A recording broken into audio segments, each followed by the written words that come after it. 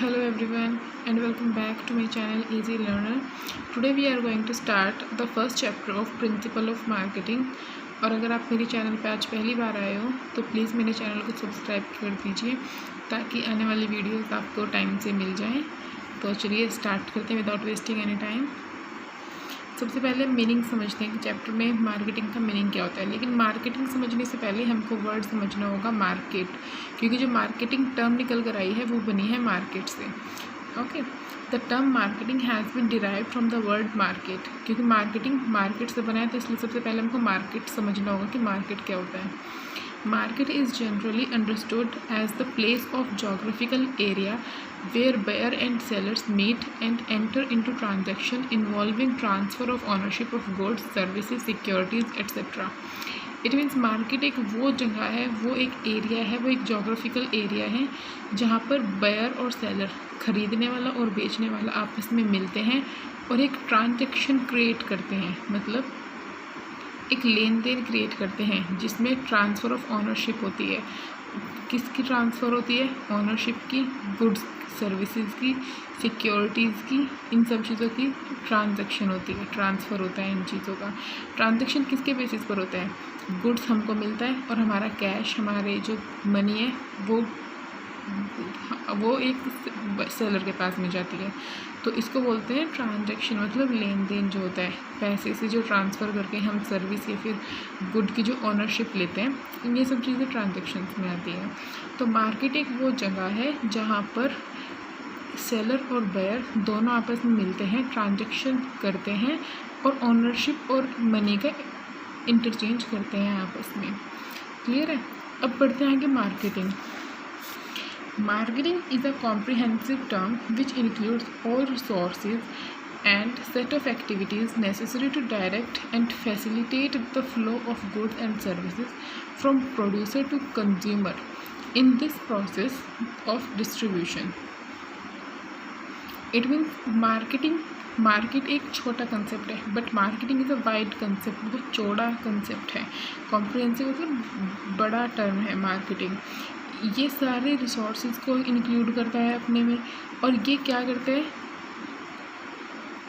Consumer को service provide कराने का काम करता है।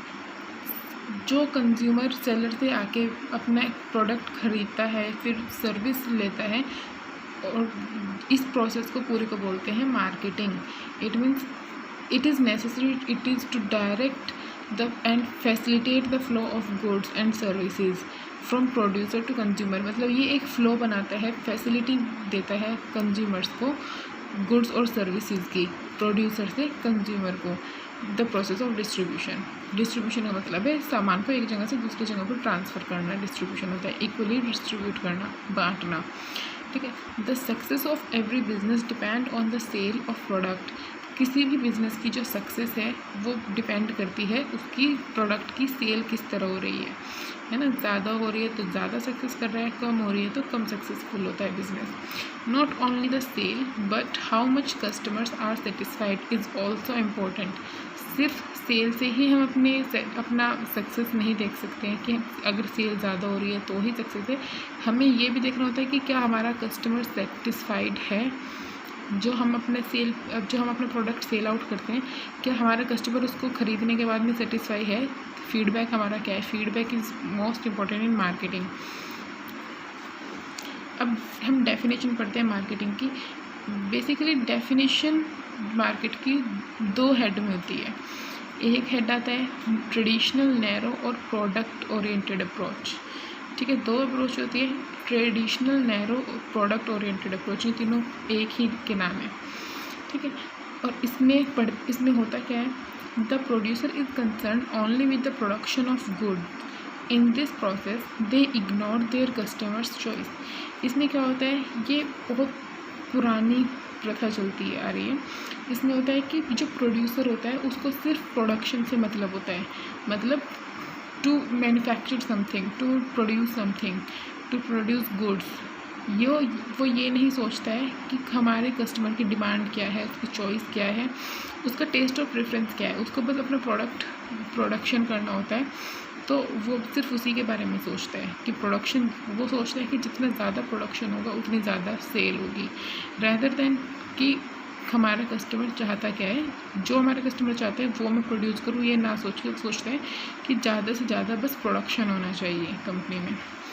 अब इससे एनालिसिस करके कुछ टर्म्स निकाली हैं मैंने। First, A transfer of ownership only, मतलब वो चाहता है कि ज़्यादा से ज़्यादा प्रोडक्शन हो और बस सेल आउट हो जाए।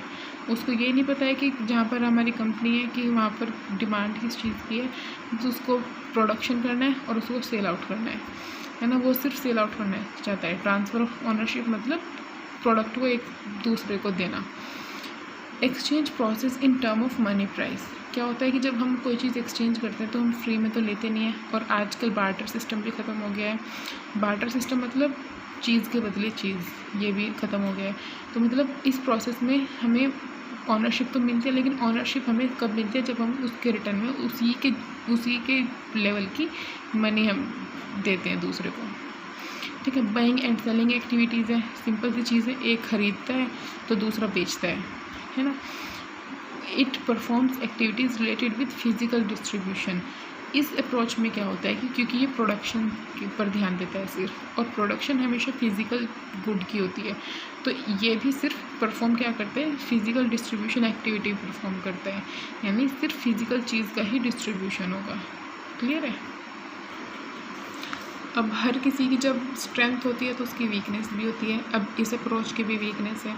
वीकनेस, फर्स्ट वीकनेस मैंने लिखी है इसमें, product oriented not consumer oriented. ये हमेशा से ही प्रोडक्ट ओरिएंटेड होता है, मतलब प्रोडक्शन पे इसका ज़्यादा फोकस होता है, ना कि कंज्यूमर ओरिएंटेड, कि कंज्यूमर क्या चाहता है, उसकी वांट क्या है, टेस्ट और प्रेफरेंस क्या है, डिमांड क्या है, इसको नज़रअंदाज करते हुए वो सिर्फ प्रोडक्ट ओरिएंटेड होता है, मतलब प्रोडक्ट पर ध्यान देता है कि मुझे प्रोडक्शन का कितना करना है, ज़्यादा से ज़्यादा करना है।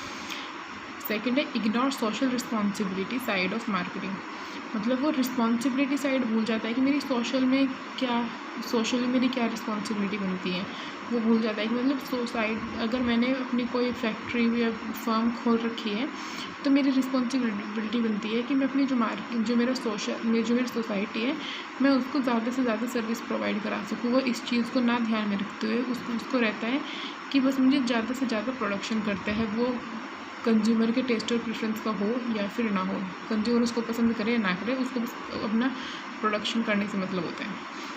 थर्ड आता है focus on need of producer, वो अपनी ज़रूरत को देखता है कि प्रोड्यूसर को क्या चाहिए होता है, मतलब उसको रॉ मटेरियल चाहिए, लेबर चाहिए, है ना, फ्यूल वगैरह चाहिए, वो उस चीज़ पर ध्यान देता है, ना कि इस चीज़ पर कि कंज्यूमर को क्या चाहिए। Ignore the market need and demand of the customer, same चीज़ जो अब तक हम पढ़ते आ रहे हैं कि कस्टमर की डिमांड को नहीं करके मार्केट की नीड को नहीं समझता है, नए कस्टमर की डिमांड को समझता है। इसको चाहिए कि सिर्फ जितना ज़्यादा प्रोडक्शन होगा उतनी ज़्यादा हमारी सेल होगी। तो अब सेकंड टर्म आती है हमारी modern broader customer oriented approach. ये नई अप्रोच है, वो पुरानी अप्रोच थी, अब हम नई अप्रोच पढ़ेंगे। सेकंड अप्रोच हमारी, this approach lays emphasis on consumer needs and their satisfaction. इस अप्रोच में इसका जस्ट अपोजिट है, उसमें सिर्फ प्रोडक्शन पर ध्यान दिया जाता था, कंज्यूमर नीड्स पर नहीं। इसमें ध्यान दिया जाता है कंज्यूमर की नीड्स पर और उनके सेटिस्फेक्शन पर, मतलब कि कंज्यूमर क्या चाहता है, उसकी वांट्स क्या हैं, और जो हमने प्रोड्यूस किया है क्या उससे कस्टमर सेटिस्फाई है। अगर सेटिस्फाई है तो गुड। हमने अब इसका कंक्लूजन क्या निकल कर आता है, फर्स्ट आता है कंज्यूमर ओरिएंटेड, इट मीन ये कंज्यूमर के बारे में सोचता है प्रोडक्शन करने से पहले, है ना, ये फिर कुछ मैन्युफैक्चरिंग करने से पहले। सेकंड जो अप्रोच है हमारी मॉडर्न अप्रोच, हमेशा पहले कंज्यूमर के बारे में सोचते हैं कि कंज्यूमर को क्या चाहिए, उसी चीज़ का प्रोडक्शन होगा। Have social and human values, ये सोसाइटी के बारे में सोचती है, जो सोशल ह्यूमन होते हैं उनके बारे में सोचते हैं कि हमारी सोसाइटी को चाहिए क्या, वहाँ पर ज़रूरत किस चीज़ की है, उनकी नीड्स, उनकी वैल्यूज़, ह्यूमन वैल्यूज़ समझता है कि उनको चाहिए क्या, उनको किस चीज़ की ज़रूरत है, वो चीज़ प्रोवाइड कराने की कोशिश करता है according to this approach. Focus on consumers feedback, अगर हम कंज्यूमर ओरिएंटेड हैं तो हमको उनका फीडबैक भी पता होना चाहिए कि कंज्यूमर अगर सेटिस्फाई है तो वो हमें फीडबैक देगा, और अगर फीडबैक हमारा अच्छा आता है, पॉजिटिव आता है, तो it means it's works. Focus on profit through customer satisfaction. अब प्रॉफिट तो हर बिजनेस चाहता है कि हमारा प्रॉफिट हो, लेकिन इस अप्रोच की वजह से ये अप्रोच क्या चाहता है कि प्रॉफिट तो हो लेकिन कस्टमर सेटिस्फेक्शन के थ्रू हो, कि कस्टमर अगर सेटिस्फाई हो जाएगा तो प्रॉफिट ऑटोमेटिक हो ही जाएगा। अब मार्केट एक्टिविटी, मार्केट कैसे वर्क करती है? सबसे पहले मार्केट रिसर्च करती है। According to this approach market research करती है। मार्केट में रिसर्च का मतलब है कि ये देखती है कि मार्केट में ज़रूरत किस चीज़ की है, मार्केट में नीड्स, लोगों को किस चीज़ की ज़रूरत है, कि लोग क्या चाहते हैं, कि प्रोडक्ट चाहिए उनको, क्वालिटी चाहिए या फिर लो प्राइस चाहिए उनको, कि किस तरह के लोग वहाँ पर रहते हैं, ट्रेडिशनल रहते हैं या फिर थोड़ा पुराने लोग रहते हैं, उनकी सोच देखनी पड़ेगी, उन मार्केट की रिसर्च करनी पड़ेगी कि हम क्या अपना क्या प्रोडक्शन करें कि जो लोगों की नीड्स को सेटिस्फाई कर सकें। फिर जब हम रिसर्च कर लेते हैं उसके बाद हम प्रोडक्शन की प्लानिंग करते हैं कि हमको प्लानिंग में मतलब प्रोडक्शन कैसे कैसे करना है, कहाँ से रॉ मटेरियल लाना है, कैसे डिस्ट्रीब्यूशन करना है, ये सब चीज़। फिर हम ये करने के बाद हम मैन्युफैक्चरिंग करते हैं। जब हमारा ये हो जाता है कि हमको यहाँ पर अपनी फैक्ट्री इस्टेब्लिश करनी है, इसके बाद हमको मैन्युफैक्चरिंग करनी होती है। मतलब जो गुड हमने सोचा है बनाने के लिए उसकी मैन्युफैक्चरिंग, उसको बनाना कैसे है, मशीन्स इस्टेब्लिश करनी होती है। उसके बाद में हमारा प्रोडक्ट बन के तैयार हो जाता है। फिर हमको करना होता है उसका प्रमोशन, है ना। प्रमोशन का मतलब है कि हमें उसको एडवर्टाइज़ करना होता है, मार्केट में हर कोने में पहुंचाना होता है कि हमने ये प्रोडक्ट बनाया है और we want to sell it, so you have to purchase it like this ऐसे करके हम उसको प्रमोशन कराना होता है। मतलब मार्केट को अवेयर कराना होता है अपने प्रोडक्ट से कि हमने ये प्रोडक्ट बनाया है, मार्केट में आ गया है, ये प्राइस है, ये क्वालिटीज़ हैं, ये सब चीज़ें करके। फिर उसकी होती है सेल, है ना। प्रमोशन के बाद में लोग अगर उससे इन्फ्लुएंस हो जाते हैं तो उसके बाद होती है सेल, लोग उसको परचेज़ करना शुरू कर देते हैं। परचेज़ करने के बाद में उसमें मिलती है हमको आफ्टर सेल सर्विसेज। मतलब हमें बाद में सर्विसेज का मतलब है कि अगर हमारा प्रोडक्ट बिक रहा है और उसके हमारे पास में फीडबैक अच्छा आ रहा है तो आफ्टर सेल सर्विस मतलब उसके बाद में भी हमारे पास में चांस है कि कस्टमर दोबारा आएगा और उसको परचेज़ करेगा। और अगर उसके कुछ साइड इफ़ेक्ट मिलते हैं हमको, मतलब फीडबैक अच्छा नहीं मिलता है हमें, तो फिर हमें उस पर दोबारा रिसर्च करनी पड़ेगी, उस पर मतलब उसको दोबारा रिन्यू करके मार्केट में लाना होगा, क्योंकि जिस चीज़ की कंप्लेन आ रही होगी उसको हमको ठीक भी करना होगा।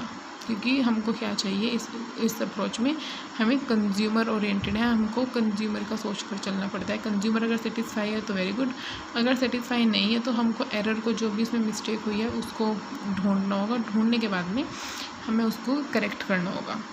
अब ऑब्जेक्टिव क्या होते हैं मार्केटिंग के? To increase profit and goodwill of the enterprise. Marketing का मतलब होता है प्रॉफिट को ज़्यादा से ज़्यादा इंक्रीज़ कर सकती है मार्केटिंग, है ना। और गुडविल, अगर मार्केटिंग अच्छी होगी तो हमारी गुडविल भी अच्छी हो जाएगी, है ना, किसी भी इंटरप्राइज़ की। To organise direct and control और मार्केटिंग एक्टिविटीज़, है ना। अगर मार्केटिंग होगी, अगर मार्केटिंग आती होगी किसी से करनी, मतलब इंटरप्राइज से, तो क्या होगा, वो ऑर्गेनाइज कर सकता है पूरी मार्केट में, अप्रोच बना सकता है पूरी मार्केट में, अपनी मार्केट को डायरेक्शन दिखा सकता है और पूरी मार्केटिंग एक्टिविटीज़ को कंट्रोल कर सकता है। To inform the customers and society about the market. अब मार्केटिंग क्या करता है? मार्केटिंग कस्टमर को अवेयर करता है, इन्फॉर्म करता है ना, सोसाइटी को मार्केट के बारे में, कि मार्केट में ये सब चल रहा है। जैसे हम एडवर्टाइजिंग देखते हैं, advertising is also the form of marketing. मतलब मार्केटिंग का ही एक सोर्स होता है एडवर्टाइजिंग भी, कि एडवर्टाइज के थ्रू हमें पता चलता है कि मार्केट में क्या क्या चल रहा है, क्या चीज़ हम किस तरीके से यूज़ कर सकते हैं, है ना, उसके क्या क्या फ़ीचर्स होते हैं, इवन द प्राइस उसका क्या चल रहा है, ये सब चीज़ हमें एडवर्टाइज से पता चल जाती है ना। एडवर्टाइजमेंट टीवीज़ पर आती है, रेडियोज़ पर आती है, न्यूज़पेपर में आती है ना, पोस्टर बनते हैं। इन सब चीज़ों से हमको पता चलता है कि मार्केट में क्या चीज़ें आ रही हैं। सपोज़ अगर ये सब चीज़ें नहीं आ रही होती तो हमको कभी पता ही नहीं चलता कि क्या कितने प्रोडक्ट बन चुके हैं मार्केट में। ये जो कार लॉन्च होती हैं, कार तो छोड़ो, ये तो बड़ी चीज़ होती है। अगर ये जो जितने भी आजकल फेयरनेस चीज़ का ज़्यादा चल रहा है, जो जितने भी कॉस्मेटिक होते हैं इनका ज़्यादा चल रहा है, तो कॉस्मेटिक हमको कभी पता नहीं चलता कि अगर इनके हम प्रमोशनल वीडियोज़ या एड्स वगैरह नहीं देखते तो, है ना। हम इनकी एड्स देखते हैं, हमको तभी पता चलता है कि मार्केट में किस ब्रांड का क्या नया प्रोडक्ट आया है। To emphasis customer satisfaction at all level, ये चाहता है कि हमेशा मार्केटिंग क्या चाहती है, मार्केटिंग चाहती है कि हमेशा हर लेवल पर कस्टमर का सेटिस्फेक्शन होना ज़रूरी है। ये इसी चीज़ पर जोर डालती है कि मार्केटिंग तभी हमारी अच्छी हो पाएगी जब हमारा कस्टमर सेटिस्फाई होगा। नेक्स्ट आता है टू क्रिएट न्यू कस्टमर। अगर मार्केटिंग अच्छी है तो कस्टमर एक बार आया है, सेटिस्फाई हुआ है, तो वो दोबारा भी आएगा। और वो एक आदमी आया है पहले, उसको वो सेटिस्फाई हुआ है, फिर वो जाकर दो लोगों को और बताएगा कि मैंने ये प्रोडक्ट यूज़ किया है, इसका मुझे ये रिज़ल्ट मिला है, इतना ये बेनिफिशियल है, तो वो अपने साथ में 2 लोगों को और लेकर आएगा। तो ये न्यू कस्टमर को अपनी तरफ अट्रैक्ट करता है marketing. To develop new market, अब एक एंटरप्रेन्योर देखता है कि उसने ये चीज़ की है और उसके पास में इतने कस्टमर्स आ रहे हैं, तो वो दूसरा सोचता है कि मैं भी कुछ ऐसा करूं, तो मार्केट को थोड़ा वाइड कर देता है, क्योंकि कॉम्पिटिटर्स क्रिएट करना मार्केटिंग का काम है।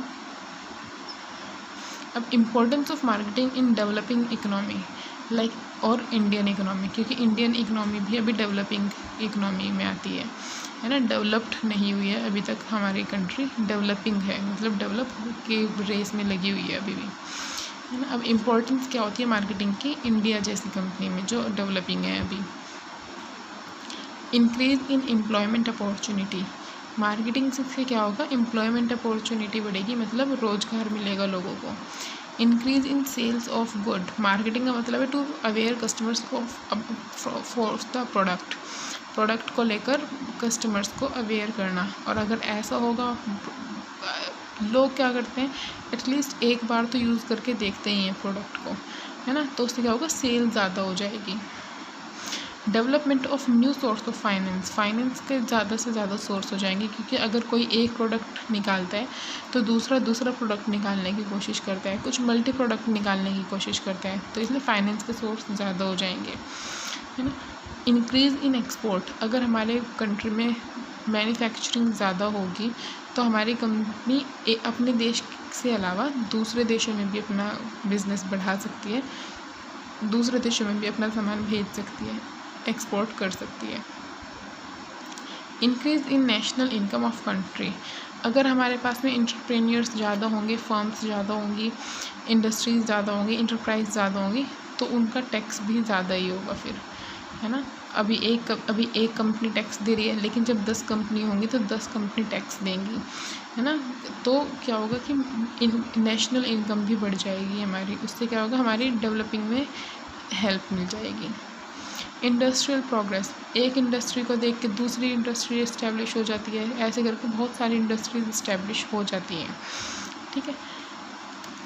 7 improvement in standard of living, अब कोई एक प्रोडक्ट यूज़ करता है, उसको देखकर दूसरे को लगता है कि उसने ये प्रोडक्ट यूज़ किया है। सपोज़ हेयर ऑयल की बात करते हैं, अगर हेयर ऑयल कोई एक यूज़ करता है, उसको सूट आता है, उसके हेयर्स देख के दूसरा भी मैनिपुलेट हो जाता है, दूसरा भी इन्फ्लुएंस होता है, वो भी उसको यूज़ करने की कोशिश करता है, तो एक दूसरे को देख कर स्टैंडर्ड ऑफ लिविंग बढ़ जाता है, सही हो जाता है। नेचर ऑफ मार्केटिंग हम पढ़ते हैं। It's scope is wide and include prior production and after sale service, marketing का नेचर बहुत ज़्यादा बड़ा होता है, ये हम पहले भी पढ़ चुके हैं। ये क्या करता है, ये प्रोडक्शन से पहले के बारे में भी सोचता है, और ये प्रोडक्शन के बाद जो हमें आफ्टर सेल सर्विसेज देनी होती हैं उनको भी देखता है। अब जो सेल के बाद में जो एक्टिविटीज़ होती है, मतलब फीडबैक क्या आना है, और अगर हमने कुछ गारंटी या वारंटी दी है तो उसके बारे में भी सोचना होता है, मार्केटिंग का ये नेचर होता है। It satisfy the consumer need, हर जगह आपको एक कंज्यूमर नीड, कंज्यूमर सेटिस्फैक्शन ये हमेशा मिलेगा आपको, क्योंकि मार्केटिंग का एक ये नेचर है ना, और ये मेन पॉइंट है मार्केटिंग का, क्योंकि जब तक कंज्यूमर नीड सेटिस्फाई नहीं होगी तब तक मार्केटिंग का पर्पज़ पूरा नहीं होगा। मार्केटिंग का मोस्ट इम्पॉर्टेंट पर्पज़ ही कंज्यूमर नीड्स को सेटिस्फाई करना है, ठीक है। तो थर्ड आता है, it improves the standard of living of society, same जो हमने यहाँ पढ़ा, improvement in standard of living.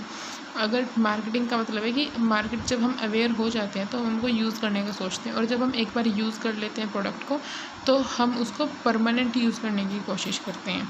तो ये क्या है, हमारा स्टैंडर्ड ऑफ लिविंग बढ़ा देता है एक सोसाइटी का। It is a science and art both. अब साइंस भी क्योंकि एक्सपेरिमेंट्स करके देखने होते हैं, हमने एक प्रोडक्ट बना तो दिया है, मैन्युफैक्चरिंग तो उसकी कर दिया है, अब हमें उसको रिज़ल्ट भी देखना होता है कि क्या आएगा, तो ये एक साइंस तो है। और एक आर्ट भी है कि हमने प्रोडक्ट बनाया है, अब ये हमारे ऊपर डिपेंड करता है कि अब हमको उसको बेचना कैसे है। प्रोडक्ट को मार्केटिंग मैनिपुलेट बहुत ज़्यादा करती है कस्टमर्स को, है ना, फ्रेम करके दिखाती है अपनी छोटी से छोटी चीज़ को भी। लास्ट आता है, it is human and societal concept. ये ह्यूमन के बारे में भी सोचता है और सोसाइटी के बारे में भी सोचता है मार्केटिंग। ओके, अब हम बहुत देर से देख रहे हैं मार्केटिंग और सेलिंग सेलिंग, तो चलिए अब इसका डिफरेंस देख लेते हैं एक बार कि इन दोनों में डिफरेंस क्या होता है। मार्केटिंग न्यू अप्रोच है, ये अभी अप्रोच बनी है, लेकिन सेलिंग एक क्लासिकल वर्ड है। मतलब सेलिंग हमेशा स्टार्टिंग से होता आ रहा है, जब से भी स्टार्ट हुआ है ना। सेलिंग हर कोई करता है, लेकिन मार्केटिंग ये अभी स्टार्ट हुई है क्योंकि एडवर्टाइजमेंट अभी स्टार्ट हुई है। एडवर्टाइजिंग एक ज़रिया है मार्केटिंग का। मार्केटिंग का एक वाइडर स्कोप है, मार्केटिंग एक बहुत बड़ा स्कोप होता है मार्केटिंग का, एक बहुत बड़ा प्लेटफॉर्म होता है मार्केटिंग का।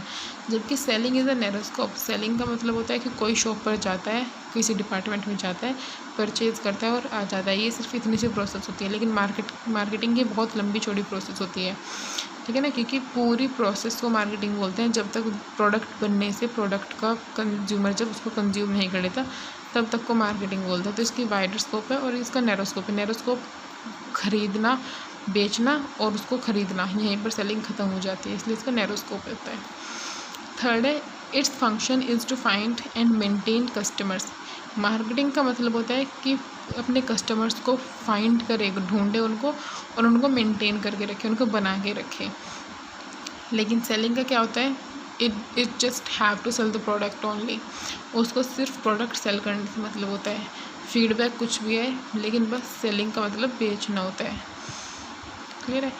मार्केटिंग कंज्यूमर ओरिएंटेड होती है, मार्केटिंग कंज्यूमर का सोच के चलती है, लेकिन सेलिंग में सिर्फ प्रोडक्ट ही बेचना होता है, तो प्रोडक्ट ओरिएंटेड होती है, अब कंज्यूमर के बारे में नहीं सोचती। कंज्यूमर जैसे कोल्ड ड्रिंक्स है ना, कोक, मैं नाम नहीं लूँगी, लेकिन जैसे ये कुछ कंपनीज़ होती हैं, हमको पता है कि ज़्यादा अगर हम इनको ओवर ड्रिंक करते हैं तो ये थोड़ा नुकसान कर जाती हैं हमको, है ना, लेकिन वो फिर भी सेल आउट हो रही हैं, है ना। जैसे अल्कोहल, सिगरेट्स, ये सब चीज़ें मना तो होती हैं, मतलब नुकसान तो करती हैं, लेकिन फिर भी ये सेल आउट हो रही हैं क्योंकि सेलिंग प्रोडक्ट ओरिएंटेड है ना, ना कि consumer oriented. It has long term objective. Marketing का मतलब है लॉन्ग टर्म ऑब्जेक्टिव, मतलब सेलिंग के बाद में, बेचने के बाद में प्रोडक्ट को, उसके बाद में जो फीडबैक आता है, उसके बाद फीडबैक के बाद में अगर अच्छा आ रहा है तो अच्छा है, अगर अच्छा नहीं आ रहा है तो उसको सही करके, इम्प्रूव करके दोबारा से मार्केट में शो ऑफ करना उसको, इसलिए इसका लॉन्ग टर्म ऑब्जेक्टिव होता है। लेकिन इसका routine activity with short term objective. इसका रूटीन एक्टिविटी होता है डेली का बेचना और ख़रीदना, डेली का बेचना और ख़रीदना ही होता है। लास्ट आता है related with consumer satisfaction. Marketing का इकलौता पर्पज़ होता है कंज्यूमर को सेटिस्फाई करना, है ना, लेकिन इसका पर्पज़ क्या होता है, ये किससे रिलेटेड होता है, transfer of goods and services. इसको सिर्फ सेलिंग करनी होती है, ट्रांसफ़र करना होता है, गुड बेचना होता है, अपना सामान बेचना होता है और उसके चेंज में पैसे अपने पास में लाने होते हैं। इसका मेन पर्पज़ ये होता है। और मार्केटिंग का मेन पर्पज़ होता है कस्टमर को सेटिस्फाई करना। It means customer satisfaction is the main priority of marketing and transfer of goods and services is the main priority of selling. तो आज ये फर्स्ट चैप्टर हमारा यहीं पर ख़त्म होता है फ्रेंड्स। अगर आपको मेरी वीडियो अच्छी लगे तो प्लीज़ मेरी वीडियो को लाइक शेयर कर दीजिए और कमेंट में मुझे बताइए अगर आपको कुछ और टॉपिक है, कुछ और कंसेप्ट आपको समझ में नहीं आया है तो मैं और आपको समझाने की कोशिश करूँगी।